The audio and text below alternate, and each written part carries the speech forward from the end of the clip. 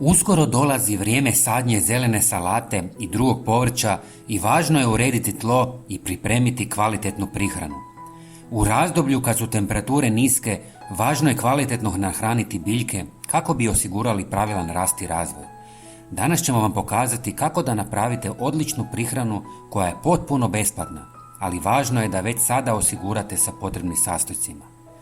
Kasnije ćemo vam objasniti gdje da te sastojke dobijete besplatno, stoga svakako ostanite s nama do kraja videa. Pri uzgoju salate važna su 3 minerala, a to su dušik, fosfor i kalij. Zato ćemo danas koristiti prihranu koja je bogata tim mineralima. Prvi sastojak je ljuska od jajeta koju ćete samljeti u mlincu, kako bi dobili fini prah.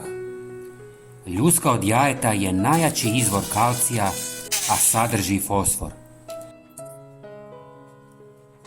Usitnjeni prah dodajte u 1 litru tople vode.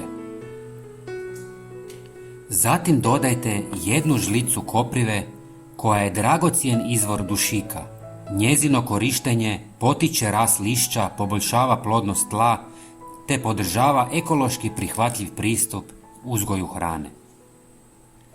Zatim dodajte 1 žlicu drvenog pepela zbog svojeg bogatstva mineralima, uključujući kalij koji poboljšava otpornost biljaka na bolesti i poboljšava okus.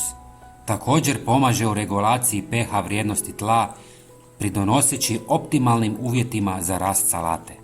Sve dobro promiješajte i ostavite 24 sata u vodi kako bi se ispustili hranjivi sastojci. Razrijedite sa još 2 litre vode. Ako želite, možete i procijediti pa davati folijarno. Zalijevajte salatu, luk i ostalo povrće 1 do 2 puta mjesečno i nemojte pretjerivati.